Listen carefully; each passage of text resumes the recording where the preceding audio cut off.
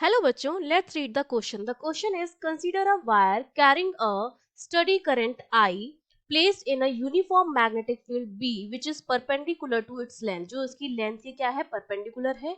Consider the charge inside the wire. ठीक है, हमको मानना है कि इस वायर के अंदर क्या है, चार्ज है. It is known that magnetic force do no work. This implies that ये हम जानते हैं कि magnetic force जो होता है वो कोई काम नहीं करते हैं. ये इम्प्लाई करता है, आपको चार ऑप्शन दे रखे हैं और आपको बताना है कि चारों ऑप्शंस में से कौन सा ऑप्शन करेक्ट है और कौन सा ऑप्शन करेक्ट नहीं है. तो कंडीशन जो है हमको वो कुछ इस तरह की दे रखी है कि सपोज कोई वायर है, इस वायर में करंट आई फ्लो हो रही है, मैग्नेटिक फील्ड जो है और ये लेंथ है वायर की, मैग्नेटिक फील्ड जो है लेंथ के परपेंडिकुलर है, मतलब इनसाइड द प्लेन होगा. ठीक है, तो ये हो गया आपका मैग्नेटिक फील्ड की डायरेक्शन.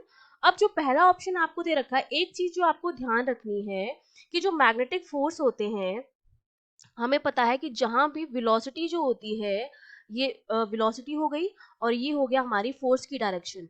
ठीक है, अगर ऐसा होता है कि हमारा फोर्स और वेलोसिटी परपेंडिकुलर है एक दूसरे के, तो जो पावर आती है वो क्या होती है, एफ डॉट वी होती है. डॉट प्रोडक्ट जो आएगा वो कितना आएगा, जीरो आएगा, क्योंकि दोनों के बीच एंगल 90 डिग्री है. और अगर पावर जीरो आएगा तो वर्क डन भी क्या आएगा, हमारा जीरो आएगा. ये चीज आपको ध्यान रखनी है. ठीक है, ये ऐसा बोल रखा है. अब हमें चारों ऑप्शंस जो है वो चेक करने हैं. तो जो पहला ऑप्शन है, this option is motion of charge inside the conductor is unaffected by B since they do not absorb energy. जो charges का motion होता है कंडक्टर के अंदर वो unaffected रहता है. ठीक है, ये हमको बताना है. तो हमको ये पता है कि सपोज हमने मान लिया कि इस कंडक्टर में इस यहाँ पर कोई चार्ज है. सपोज वो चार्ज जो है हमारा वो क्या है, वो चार्ज है हमारा Q डैश. ठीक है, तो जो फोर्स लगेगा, क्योंकि ये मैग्नेटिक फील्ड में रखा हुआ है, तो इस पर जो फोर्स लगेगा वो हमारा कितना लगेगा, F equal to Q dash V into B लगेगा. ठीक है, यही लगेगा. अब इसका मतलब, और जो वेलोसिटी है और b है आपके पास, ठीक है, तो इसका मतलब जो हमारा और थीटा जो है हमारे पास वो कितना है, 90 डिग्री है. ठीक है, अगर थीटा 90 डिग्री है तो मेरा जो फोर्स आ जाएगा वो मेरे पास कितना आ जाएगा, वो आ जाएगा Q dv साइन 90 आ जाएगा. ठीक है, इसका मतलब फोर्स की जो वैल्यू है वो मेरे पास क्या है, जीरो नहीं है, मतलब कुछ ना कुछ फोर्स लग रहा है. और अगर फोर्स लग रहा है तो जो मोशन होगा चार्जेस का वो अनअफेक्टेड नहीं रहेगा. तो ये ऑप्शन तो आपका क्या हो गया, गलत हो गया. अगर चार्जेस पर फोर्स लग रहा है कोई ना कोई, तो फोर्स की वजह से उसका जो मोशन होगा वो इफेक्ट होगा.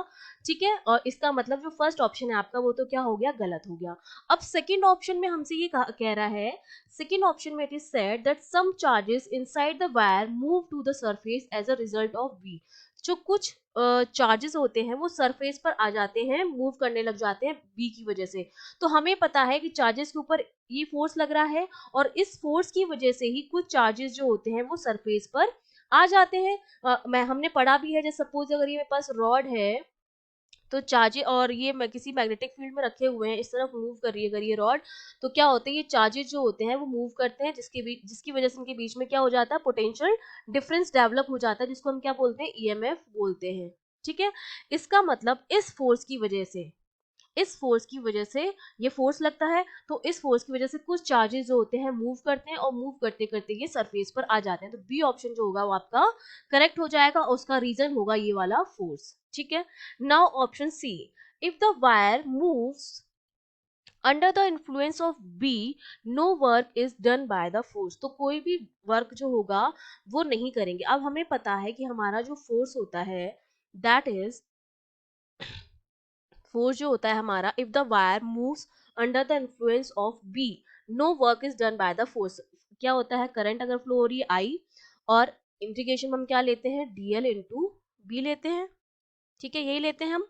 अब हमें पता है कि इसके लिए हम क्या करना पड़ता है, एक छोटा सा डीएल लेंथ का वो लेते हैं हम. उसके बाद जब उसका निकालते हैं, अब डीएल और बी जो है एक दूसरे के क्या है, परपेंडिकुलर हैं. तो ये जो हमारा फोर्स हो जाता है वो हमारा किसके इक्वल आ जाता है, इक्वल आ जाता है I integration of L into B के बराबर आ जाता है. ये हमारे पास फोर्स की वैल्यू आ जाती है. ठीक है, इसका मतलब हमारा जो फोर्स होता है एल इंटू बी के क्या होता है, परपेंडिकुलर आता है. फोर्स की जो वैल्यू आती है वो क्या आती है, परपेंडिकुलर आती है. मतलब अगर मैं वर्क डन निकालूं तो मेरा वर्क डन क्या आएगा, एफ एस cos थीटा आएगा, और cos थीटा की जो वैल्यू होती है वो कुछ ना कुछ वैल्यू रहती है, और अगर cos थीटा की कुछ ना कुछ वैल्यू है, इसका मतलब वर्क डन जो है वो जीरो नहीं आएगा, नॉन जीरो आएगा हमारा वर्क डन। ठीक है, इसका मतलब थर्ड ऑप्शन क्या हो गया आपका, गलत हो गया, कि जो वर्क होता है वो नो वर्क डन नहीं होता है, कुछ ना कुछ वर्क डन होता है, क्योंकि एंगल की जो वैल्यू होती है वो cos थीटा की जो वैल्यू आती है जीरो नहीं आती है। ठीक है, तो वर्क डन हमारा जो आएगा वो नॉन जीरो आएगा। अब हम बात करते हैं ऑप्शन फोर्थ ऑप्शन की। ठीक है, फोर्थ ऑप्शन में हमसे क्या कह रहा है, if the wire moves under the influence of B, no work is done by the magnetic force on the ions assume fix within the wire. अब हमको पता है कि सपोज ये मेरे पास अगर मैंने ये एज्यूम किया है, ये हमने एज्यूम किया है, ठीक है, ये मेरे पास कोई रॉड थी, इसमें कोई आयन है, ठीक है, ये आयन जो है वो इस डायरेक्शन में मूव कर रहा है, ठीक है, सपोज इस डायरेक्शन में मूव कर रहा है, ठीक है, ये करंट की डायरेक्शन हो गई, तो ये हमारे पास क्या आएगा, ये इस तरह से हो जाएगा। ठीक है, तो और ये मैग्नेटिक फील्ड है हमारे पास, इसका मतलब जो डिस्प्लेसमेंट होता है हमारा वो फोर्स के क्या लगता है, परपेंडिकुलर लगता है, हमारा जो फोर्स होता है वो डिस्प्लेसमेंट के परपेंडिकुलर आता है, फोर्स जो आता है हमारा that is perpendicular to the displacement of ion, displacement of ion. इसका मतलब जब दोनों परपेंडिकुलर है, डिस्प्लेसमेंट ऑफ फोर्स, उस कंडीशन में एंगल जो हो जाएगा 90 डिग्री हो जाएगा, और एंगल अगर 90 डिग्री है तो वर्क डन जो आ जाएगा वो कितना आ जाएगा हमारे पास, जीरो आ जाएगा आयंस के ऊपर। इसका मतलब जो फोर्थ ऑप्शन है, डी ऑप्शन, वो आपका बिल्कुल करेक्ट ऑप्शन है।